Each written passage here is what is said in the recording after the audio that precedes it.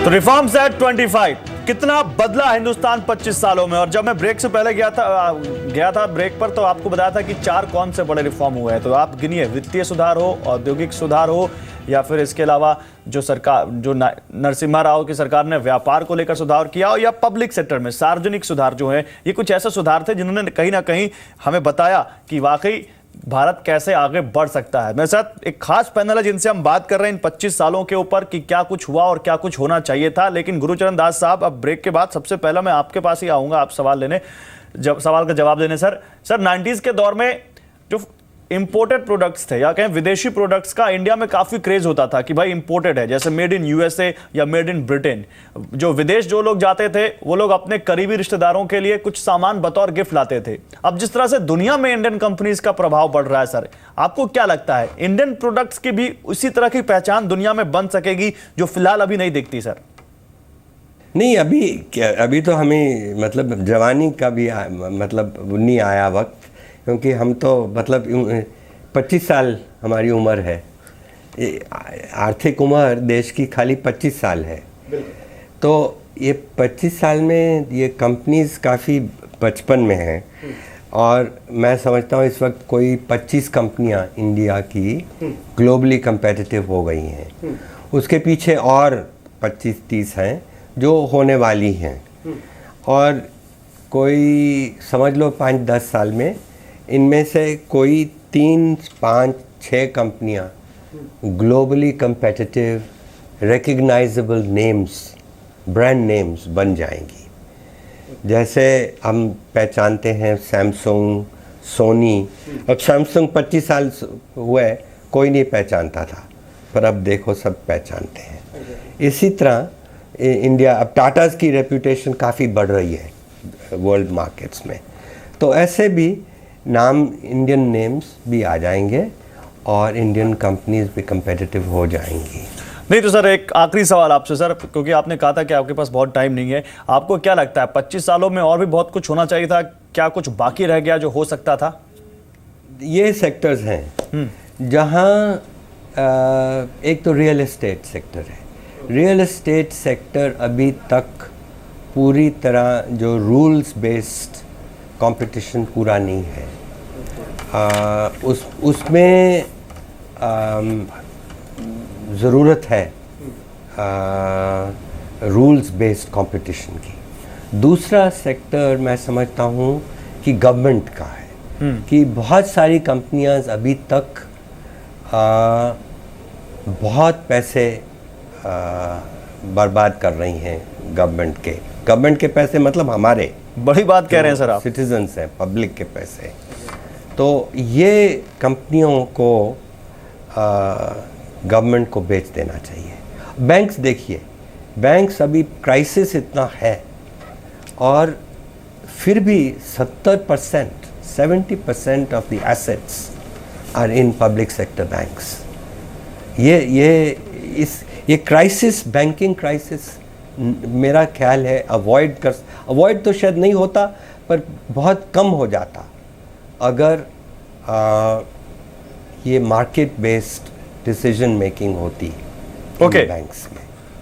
बहुत शुक्रिया सर आपका हमारे साथ जुड़ने के लिए, गुरुचरण दास साहब। तो गुरुचरण दास ने जाते गुरुचरण दास जी ने एक बात तो कही है यहाँ पर, उसका जवाब मैं लेना चाहूंगा आपसे गोपाल कृष्ण, कि बैंकिंग क्राइसिस कम हो सकती।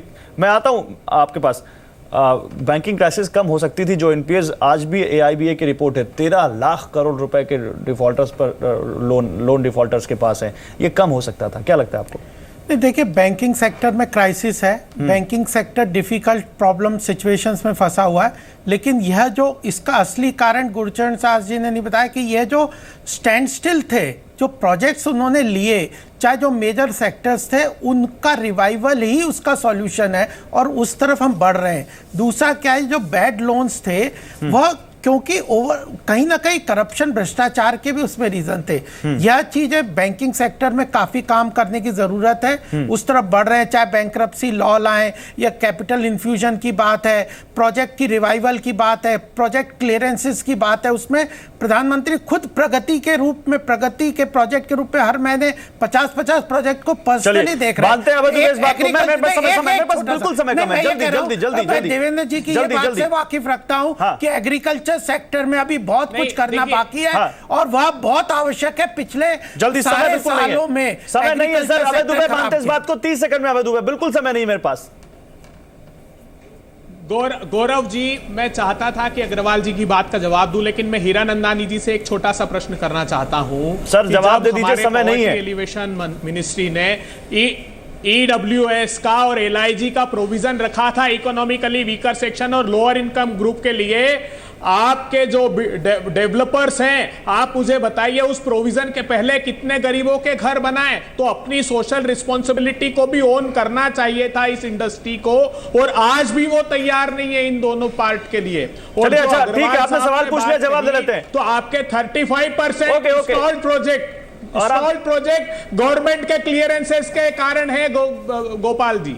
हाँ ठीक है, मैं गोपाल कृष्ण से आपका जवाब, सवाल का जवाब आपसे लूंगा। लेकिन हीरानंदानी साहब, जो बात यहां पर अभय दुबे ने उठाई है, इस बात को आगे बढ़ाते हुए सर 25 साल में, क्योंकि रियल एस्टेट इंडस्ट्री को आप बहुत अच्छे तरीके से समझते हैं, क्या लगता है आपको 25 साल में रियल एस्टेट इंडस्ट्री कितना बदल गई, जो उस सवाल के साथ जो अभय दुबे ने पूछा आपसे? मेरे अंदाज से जो साहब बता रहे हैं वो सही बात है। इंडस्ट्री फेल हो गई है, लेकिन सरकार उससे ज़्यादा ही फेल हो गई है, क्योंकि हमारी दोनों के रिस्पॉन्सिबिलिटी है। मैं नहीं बोल सकता हूँ कि सरकार की रिस्पॉन्सिबिलिटी होनी चाहिए, इंडस्ट्री की भी रिस्पॉन्सिबिलिटी है कि ये सब पूरा करने के लिए। लेकिन आप देखिए, काफ़ी जो कानून आए थी उस ज़माने में, जैसे अर्बन लैंड सीलिंग थी, वहाँ हम देखें कि जो कानून बनाया था उसकी जो रफ्तार से जो काम किया था वो निष्फल हो गया। अल्टीमेटली सरकार को उनको रद्द करना पड़ा। हम नहीं कहते कि इंडस्ट्री की रिस्पॉन्सिबिलिटी नहीं है, हमारी ज़रूर एक बड़ी रिस्पॉन्सिबिलिटी है। हम जितना भी हो सके हमें करना चाहिए, छोटे मकानों करना चाहिए, ये करना चाहिए। लेकिन आज के तारीख में जो लैंड प्राइसेस हैं, जो इंफ्रास्ट्रक्चर की बात है, वो हम पूरा नहीं कर पाते। हम कितना भी करें, 10%, 20%, 35% भी हम करने जाएं तो हम 60% होल ऑफ मुंबई बना नहीं सकते। सिर्फ प्राइवेट सेक्टर के ऊपर आप छोड़ देंगे तो नहीं बन सकता। ये जुड़ के मिलके सरकार को और प्राइवेट सेक्टर को साथ में मिलने की आवश्यकता है। दोनों की रिस्पॉन्सिबिलिटी है और दोनों हम साथ में करेंगे। लेकिन जो तो ये फेलियर रहा कहां सर? ये फेलियर हुआ क्यों? स्ट्रक्चर बनी है वो, हीरानंदानी साहब, ये फेलियर हुआ क्यों? पॉलिसीज बनी है वो एंटी हाउसिंग हो गया। ये फेलियर हुआ क्यों सर? ये हुआ है क्योंकि पॉलिसीज गलत थी। उस समय डेंसिटी की रेगुलेशन, अर्बन लैंड सीलिंग की रेगुलेशन, ये सब जो रेगुलेशन बनी, जो टैक्सेशन की सिस्टम थी वो इंसेंटिव बेस्ड नहीं थी। जो पुअर हाउसिंग थी उनके ऊपर इंसेंटिव भी नहीं दिया जाए, और जो कॉस्ट ऑफ लैंड बढ़ गया है, जो रेडी रेक्टर रेट बन गए, जो टैक्सेस लगाए हैं, वो इतना हो गया है कि आज के तारीख में आप 10,000 रुपए से कम मकान मुंबई में बना ही नहीं सकते। आप जो FSI ज्यादा लेना चाहते हैं, जो इंक्रीमेंटल FSI, वो भी नहीं हो सकता। लेकिन जो गोपाल जी बता रहे हैं वो सही है।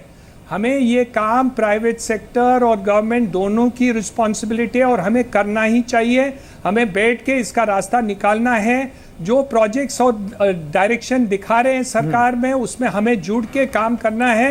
और वो बात सही है कि हमारी भी रिस्पॉन्सिबिलिटी। ठीक है, मैं एक सवाल देवेंद्र शर्मा आपसे देना चाहता हूं। देवेंद्र शर्मा, जो बात यहां पर कुल मिलाकर आ रही है, हमने देखा है कि इन 25 सालों में राजनीति भी बहुत बदली है, और हमने देखा कि किस तरह से इस देश में आंदोलन भी हुए और उन आंदोलनों से भी लोग राजनीति में आए। देवेंद्र शर्मा, आपको क्या लगता है कि इन सब के पीछे राजनीति भी एक बड़ा मुद्दा थी? क्योंकि राजनीति में जिस तरह से विल पावर लोगों को दिखानी चाहिए थी, उन लोगों ने दिखाई नहीं, और केवल वोट की बात होती रही। जो वादे किए गए उस तरह से जमीन पर नहीं आए।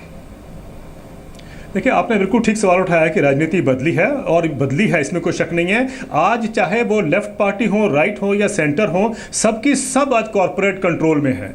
आज इनकी कोई सोच में फर्क नहीं है। कल लेफ्ट पार्टीज भी पावर में आ जाएंगी, वो वही काम करेंगे जो आज बीजेपी कर रही है, जो या पहले कांग्रेस करती थी। इसका कारण ये है कि ये सिवाय ये कि जो इन पे थोपा गया है इकोनॉमिक पॉलिसीज, उसके आगे सोच नहीं सकते हैं, ना इनकी सोच है।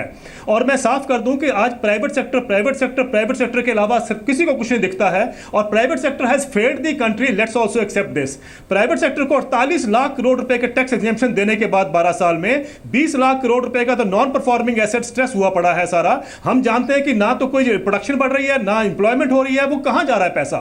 वो पैसा उनकी जेब में जा रहा है। And money saved is money earned, and we are not realising कि भाई हमने कितना एक सेक्टर को जबरदस्ती। चलिए आपकी बात का जवाब दे देते हैं, समय कम है। गोपाल के जवाब पहले आपसे, फिर अवैध दुबे आपसे। वही पैसा अगर हमने ठीक है, वही पैसा अगर हमने सोशल सेक्टर में लगाया होता तो आज देश की होगी होती प्रगति, आज डिमांड क्रिएट हुई होती, आज सब लोगों को फायदा हुआ होता। जवाब दीजिए गोपाल कृष्ण। देखिए, मैं देवेंद्र जी की एक हिस्से से तो सहमत हूं कि अगर हमने एग्रीकल्चर सेक्टर में ज्यादा पैसा लगाया होता, रूरल से एरिया में ज्यादा डेवलप किया। कॉर्पोरेट्स का दबाव है। देखिए, कॉर्पोरेट का ये जो रेवेन्यू फोरगॉन है जिसकी वो बात कर रहे हैं, मैं उससे पूरी तरह वाकिफ नहीं रखता। आज इंडस्ट्री ने बहुत ग्रोथ में हिस्सा दिया है। आज हम इकोनॉमिक डेवलपमेंट और पूरे वर्ल्ड को चैलेंज कर रहे हैं इंटरनेशनल लेवल पे। आज हम फास्टेस्ट ग्रोइंग इकोनॉमी बने हैं। आज हमारे ऊपर वर्ल्ड पूरा हमारी तरफ देख रहा है। चलिए ठीक है, मैन्युफैक्चरिंग और इंडस्ट्री का बहुत बड़ा रोल है। आज हमारे टाटा का और ये इंटरनेशनल लेवल समय खत्म हो चुका है। अवैध दुबे 10 सेकंड में आप भी अपनी बात कहिए, फाइनल कमेंट। समय खत्म हो चुका है। Okay, you made your point. Role है बिल्कुल। जो सबसे बड़ा सोशल इंक्लूजन कांग्रेस की सरकार ने किया है, कोई किसी कारपोरेट जगत का हम पर प्रेशर नहीं था, इंडस्ट्री का प्रेशर नहीं था।